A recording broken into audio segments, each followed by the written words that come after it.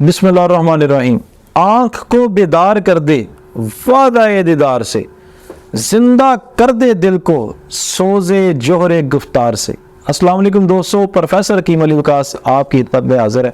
आज जड़ी बूटियों में से मैं आपको कासनी की मुकम्मल तफसीलात बताने जा रहा हूँ। अरबी में इसको हिंदबा कहते हैं, फारसी में कासनी कहते हैं, अंग्रेजी में इसको एंडाइव कहते हैं। कासनी के पत्ते लंबे, चौड़े और खुरदरे होते हैं। इसके फूल नीलगो होते हैं। कासनी के पत्ते की कुव्वत दवाई बलाई सतह पर होती है, इसलिए बरगे कासनी को धोना नहीं चाहिए।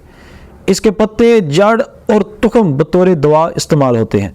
कासनी के पत्तों का रंग सब्ज, तुखम का रंग सब्ज खाकस्तरी, जबकि जड़ गुबारी रंग की होती है। इसका मिजाज सर्द और तर पहले दर्जे में है। इसका मुसले चीनी है।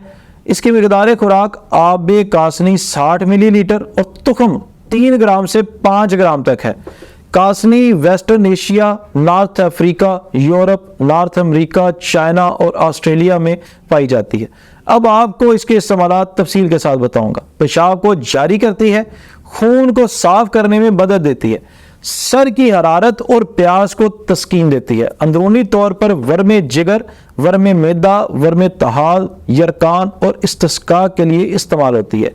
मैदा और जिगर की हरारत को दूर करने में मदद देती है। इसके ये तमाम फायदे इसलिए हैं क्योंकि इसके अंदर मंदरजा झैल अज्जा पाए जाते हैं। कासनी में आयल, ग्लूकोसाइड, सायोरीन, लैक्टोसिन, इंटावरन और पोटास सल्फेट मौजूद हैं। अब कासनी से तैयार किया जाने वाला एक नुस्खा आपको बताऊंगा जो हमारा मामूल मतलब भी है और बहुत सारा मरीजों पर तजर्बा शुदा भी है। कासनी के पत्तों का रस निचोड़ कर बिच्छू के काटे हुए मुकाम पर लगाने से दर्द से निजात मिलती है और वर्म भी खत्म हो जाता है। इसके अलावा अगर आप किसी और मर्ज में मुब्तला है और अली दवाखाना से इलाज करवाना चाहते हैं तो स्क्रीन पर हमारे नंबर्स दिए गए हैं।